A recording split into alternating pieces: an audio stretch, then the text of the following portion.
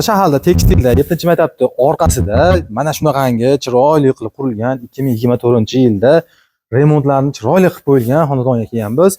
Bu tomonida qurilishi yangi bo'lgan ikkita xonasi bor, bitta zal ko'rinishida, yonida spalnisi bilan, ichida o'zini sanuzeli bor. Xo'p, aka, xonadonimiz 6,5 sotixli, bilasizlar aka, bitta gaz, suv, svet, kanalizatsiya hamma yo'g'i bor. Mana bu asosiy eshikdan kirishimizga bu yerda garaji bor aka, garajiga ham bemalol bitta tank sig'adi aka. Xo'p, mana bu yerda kirdik, kirishimizga mana hovlisini qarang, mana chiroyli zilon zonalarni qilib qo'yilgan. To'g'risida eski qurilishi bor, o'zingizni fikringizga qarab buni buzib tashlab boshqatdan qursangiz ham bo'ladi. Xo'p, asosiy eshikdan kirishimizda mana chap qo'lda 4 ta xonasi bor. Hozir bu xonadon egalari borligi uchun bu yerda videoga ololmadik. Ichlari remontlari yaxshi holatda turibdi.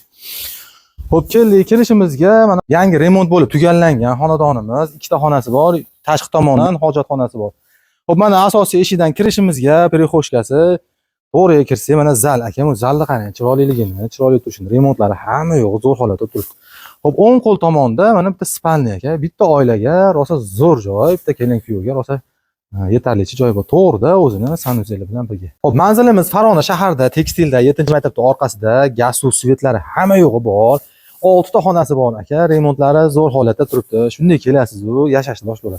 Xo'p, narxini 109 mingga baholanyapti aka. Keling, bitta ko'ring. Qo'l siltashib, yana ham arzon qilib tushib beradigan joy bor.